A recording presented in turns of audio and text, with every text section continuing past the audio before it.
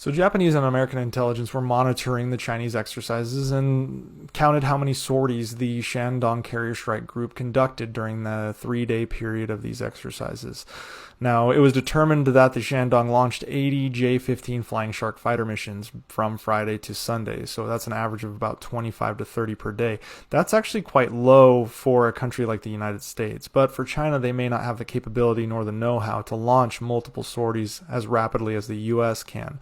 Now, the USS Gerald R. Ford conducted 160 sorties per day in a recent exercise and has a surge capability of 270 sorties at per day max. So that's a significant amount of sorties compared to what China is capable of at this point.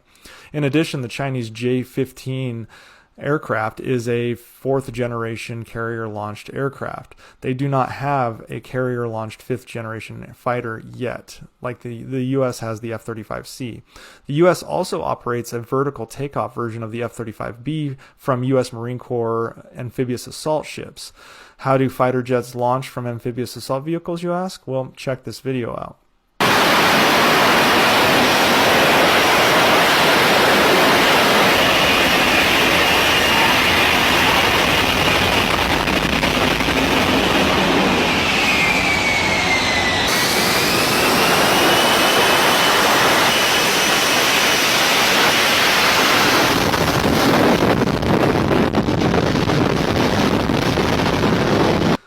Now, so why is there such a low number of sorties? Well, up until 11 years ago, China didn't have an aircraft carrier, and it was only in 2012 that China first successfully conducted a landing and a takeoff from an aircraft carrier with their J-15.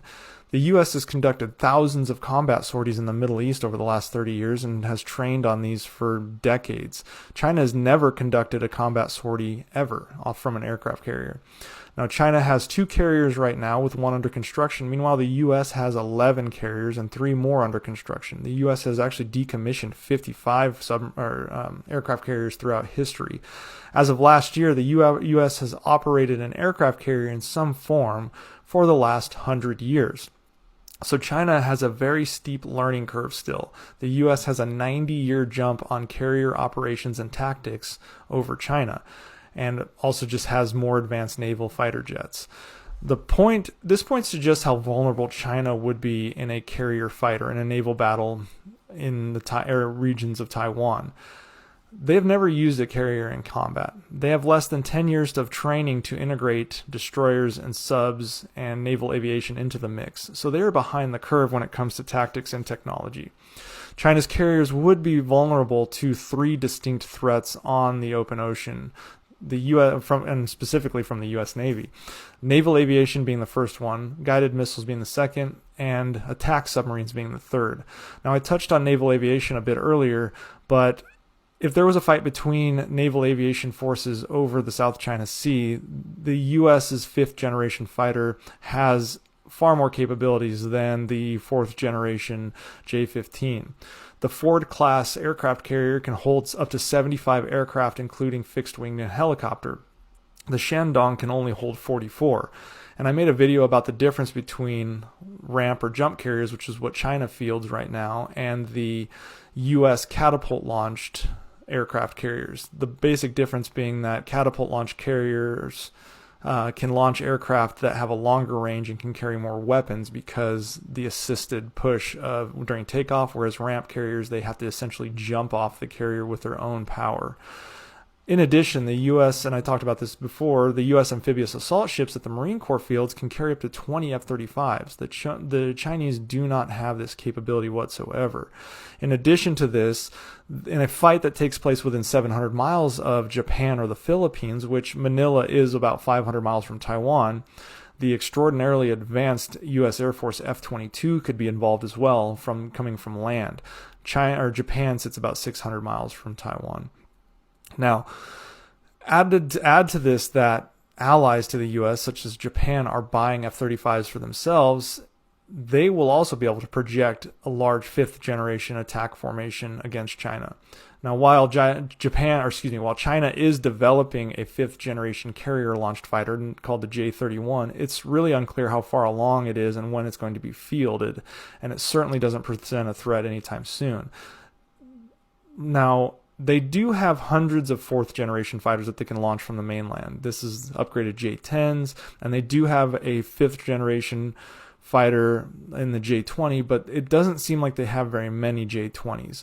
Their fleet of J-20s seems to be somewhat lacking, and some of the stealth capabilities of the J-20 have come into question because they just aren't.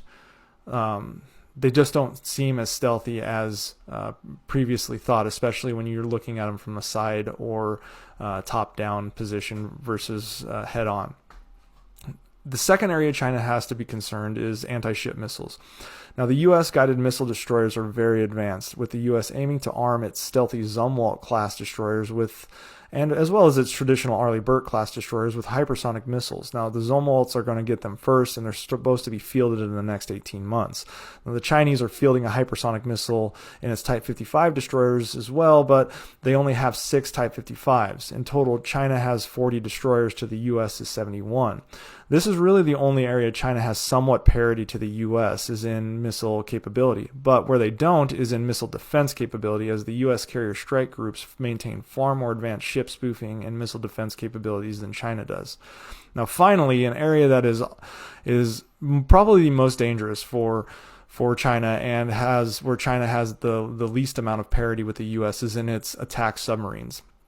Block 3 and Block 5 Virginia-class attack submarines have become so quiet and so advanced that they are now being used for close proximity ISR, intelligence, surveillance, and reconnaissance missions of the carrier strike groups from China and other countries.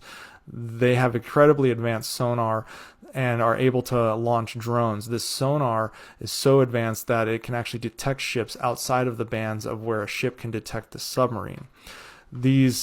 The specifics on the actual capabilities are obviously very much a secret, as the U.S. submarine fleet is one of the most secretive pieces of equipment in the entire world. But the new large aperture bow sonar system is so advanced that it can create such a far standoff distance that the submarine can engage the ship without the ship even knowing it is even remotely there. In addition, if the submarine needs to create additional standoff distance, they launch small submarine drones. These submarine drones carry a very lightweight torpedo, and those drones can engage ships as well. Now, China has about 60 attack submarines to the U.S.'s 66, but the U.S.'s are far more advanced and quieter. China's roughly 66 submarines of the 66. Of the 60 submarines China operates, about 50 are diesel powered, which means they have noise, underwater endurance, range, and power limitations compared to the U.S. nuclear submarines. So as you can see, there's a pretty significant gap in capability between the U.S. Navy and the U.S.'s positioning, even in the South China Sea, relative to China. Now, China is trying to counter this by creating those artificial islands to launch anti-ship missiles and whatnot. But as I've said before, the U.S. has a very strong capability in missile defense of its ships, as well as the allies in the Philippines and Japan and likely soon to be Vietnam and others, means that the U.S. Air Force plays a part as well. So we'll see where this goes for both countries, but again, I just don't think it's in China's best interest to start a fight in this realm.